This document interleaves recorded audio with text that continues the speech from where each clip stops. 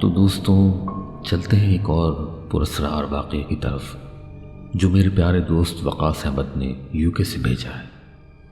یہ ایک ہاسپٹل کی نرس کا واقعہ ہے جن کے ساتھ نائٹ شفٹ میں کیا ایسا واقعہ پیش آیا کہ کچھ عرصے میں ہی انہوں نے اس ہاسپٹل کو خیر بات کہہ دیا۔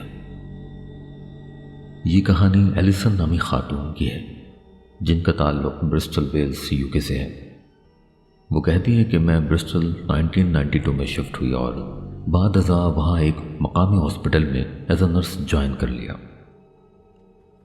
مجھے وارڈز میں پیشنٹس دیکھنے کے علاوہ ڈاکٹرز کی کلینک میں بھی ڈیوٹی دینی پڑتی تھی، لیکن اس دوران 1995 میں ایک ایسا واقعہ پیش آیا جس نے مجھے خوفزدہ کر دیا تھا، اور اسی وجہ سے میں نے کچھ ہی دنوں میں اس ہاسپٹل کو خیر بات کہہ دیا۔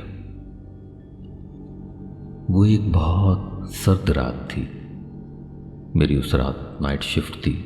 زیادہ تر اسٹاف اپنی ڈیوٹیز ختم کر کے گھروں کو جا چکے تھے۔ ہاسپٹل کی لائٹس آف ہو چکی تھیں۔ سارے پیشنٹس اپنے اپنے کمروں میں ریسٹ کر رہے تھے۔ اس رات مجھے جو ڈیوٹیز اسائن ہوئی تھیں ان میں ایک افریقن شخص جیکب کی دیکھ بھال کرنی تھی۔ میں اپنے کمپیوٹر پہ کچھ ضروری پیپر ورک کر رہی تھی۔ اچانک